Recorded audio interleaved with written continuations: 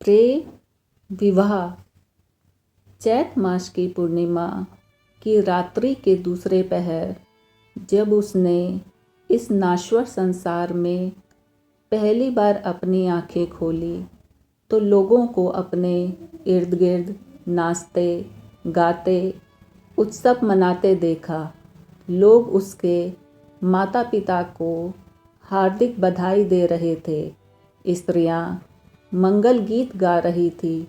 नाना प्रकार के ढोल मंजीरे बज रहे थे। इसी कोलाहल के बीच उस नवजात शिशु ने न जाने कब आकाश में स्थित उस दूधिया चांद का मौन अभिनंदन स्वीकार कर लिया। कोई भी नहीं जान पाया। बाल्यकाल में ही वह एक शांत प्रवृत्ति का बालक था। बाल सुलभ चपलता उसमें नहीं थी। खाने पीने के मामले में भी उसे दूध मिठाई मेवे आदि रुचिकर नहीं थे, लेकिन आंगन में पड़ी धूल को वह अत्यंत आनंदित होकर फांकता था। परिणाम स्वरूप उसे अपनी माँ की प्यार भरी धौल का सामना भी करना पड़ जाता था। अपने ऊपर हुए इन मृदुल अत्याचारों की फरियाद वह रात में आसमान में निकल आए उन असंख्य तारों से अवश्य करता था। बाल्यावस्था में ही उसके माता पिता ने अपने कर्तव्यों का पालन करते हुए उसका दाखिला एक विद्यालय में करवा दिया। विद्यालय जाते समय वह राह में वृक्षों की कतारों को मंत्रमुग्ध होकर देखता था। झरने के कलकल स्वर को सुनकर उसका हृदय वीणा की भांति झंकृत हो जाता था। रंग बिरंगे पुष्पों से लदी हुई डालियों को देखकर वह रोमांचित हो जाता था। रास्ते भर वह प्रकृति की विभिन्न विधाओं को अपने मस्तिष्क की मंजूषा में सहेजकर रखता जाता था। विद्यालय में उसे कैद खाने से कम प्रतीत नहीं होता था। किसी तरह पढ़ने के बाद वह ना जाने किस सम्मोहन से खींचकर समुद्र के पास जाकर खड़ा हो जाता था और बेसुध सा समुद्र की अनगिनत लहरों को गिनने का प्रयास करता। वर्षा ऋतु में मिट्टी की सौंधी सुगंध से वह सिहर उठता था। आकाश में उमड़ आए बादलों से वह विभिन्न रूप बनाता था।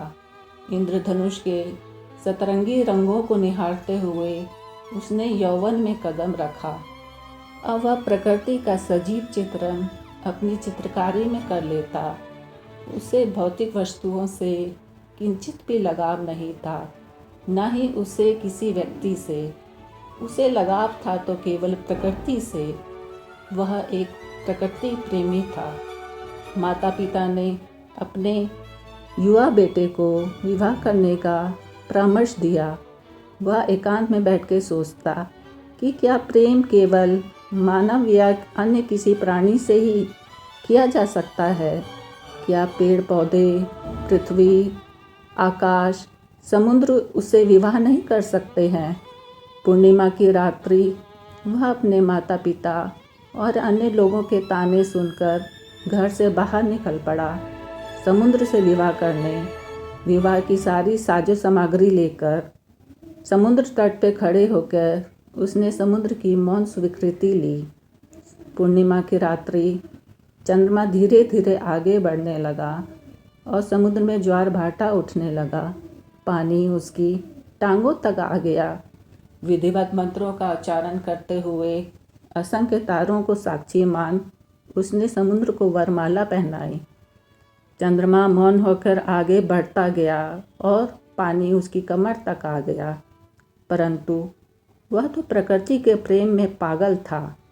उसे सुध कहाँ थी। वह पूरे जोर शोर से मंत्रों का उच्चारण करता रहा। पानी उसके गले तक आ गया। विवाह की अंतिम रस्म सिंदूरदान और चंद्रमा उसके शीर्ष पर पहुँच गया। एक बड़ी सी लहर आई। वह समुद्र के आगोश में समा गया। समुद्र ने उसे स्वीकार कर लिया। कुछ समय पश्चात ज्वार भाटा शांत हुआ। उसका नामो निशान मिट चुका था, लेकिन वह अपने प्रेम विवाह का प्रमाण पत्र छोड़ गया था।